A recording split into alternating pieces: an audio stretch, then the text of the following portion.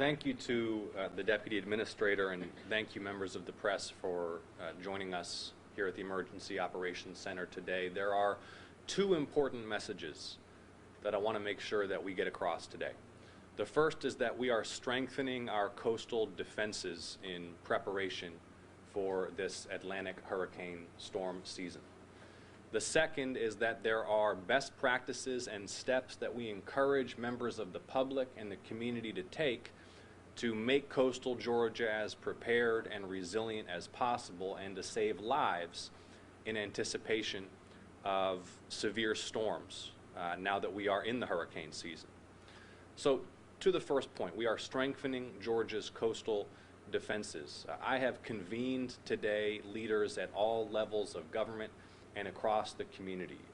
I have behind me now elected municipal and county leaders, senior federal emergency management officials, and I want to thank the Deputy Administrator for his presence and our regional administrator for your presence, Red Cross representatives, faith leaders, the U.S. Army Corps of Engineers, our local emergency management response, as well as law enforcement, all coordinating our efforts to strengthen coastal Georgia's defenses during this storm season.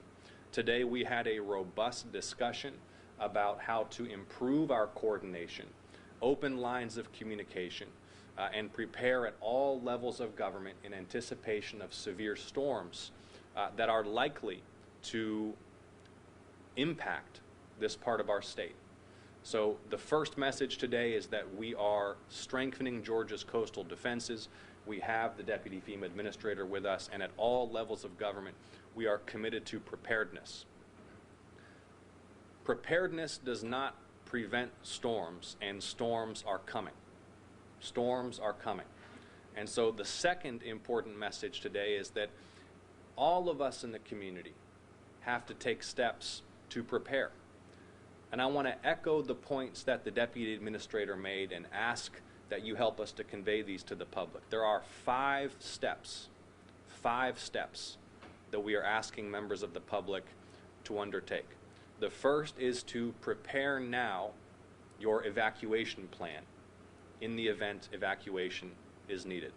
The first is to prepare now your evacuation plan. The second is to prepare a disaster kit for you and your families that can sustain you for 3 to 5 days in the event of a disaster or evacuation, and to make sure you're thinking about your pets as well as you prepare those disaster kits. The third is to make preparations now to rapidly prepare your home or your business in the event a storm is coming. Know now what you're going to need and what steps you're going to take to prepare your home and business for severe flooding and high winds so that you are ready to take those steps swiftly and then evacuate should an evacuation be required. The fourth is to engage others in our community, family members, neighbors, friends, colleagues, folks in your faith community, to take these actions as well. We all have to encourage preparedness and resilience. And finally, listen to advisories and directives from officials that are relayed by credible media when there is an evacuation order, and we urge you to follow those evacuation orders when they're issued. So I want to cover those again one more time to make sure they're absolutely clear. First, make an evacuation plan. Second, prepare a disaster kit. Third, make plans now to prepare your home and business for a storm. Fourth, engage others in our community to do the same. And fifth, be prepared to hear, listen, and follow evacuation orders and other instructions from our disaster management officials. Those are the steps we're asking folks to take now in the first few weeks of this storm system to save lives, reduce damage, and enhance our preparedness. So again, there are two important messages today.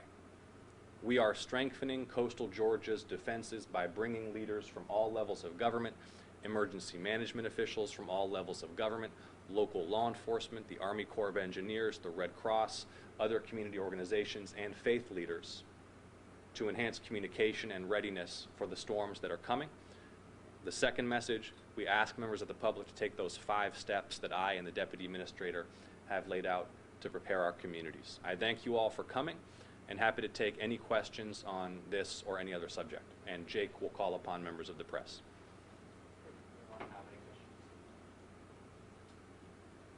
Go ahead, sure. I know you've been out to Tybee Island. I think it was like last month maybe. So what are some of the things you guys are talking about out on the island? Obviously, that's one of the areas, you know, if a hurricane does hit, really big impacts there. So what are some of the conversations you've been having? I know the mayor's here as well when it comes to Tybee Island.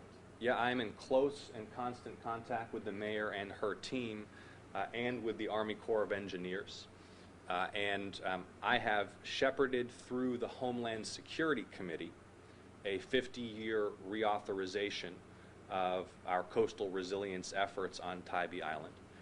That provision has not yet passed the Senate, but I'm working to maximize its prospects for passage, and I stand ready at all times, as do we all, to assist Tybee Island and residents and leaders on all of Georgia's barrier islands to prepare for tropical storms.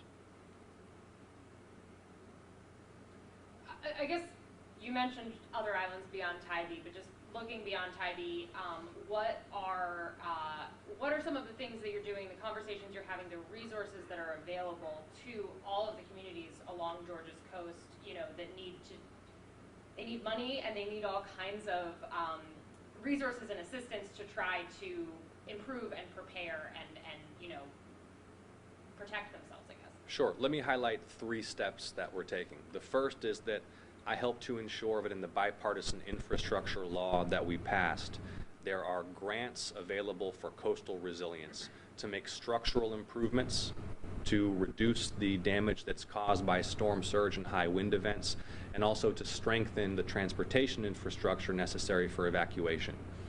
The second is we're working with Georgia Tech on an effort to deploy more buoys and monitoring stations in the coastal and littoral areas and some of the rivers along coastal Georgia to have a better understanding of sea level rise and also where water goes in an acute storm surge event, so that our emergency managers are best prepared to support evacuations.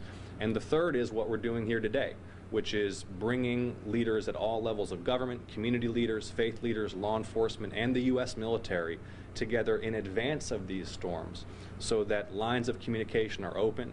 You know, we talked through today the scenario. If we find out that in a few days a Category 4 or 5 storm is on its way to Chatham County, for example, what steps will we initially take? How will we best coordinate?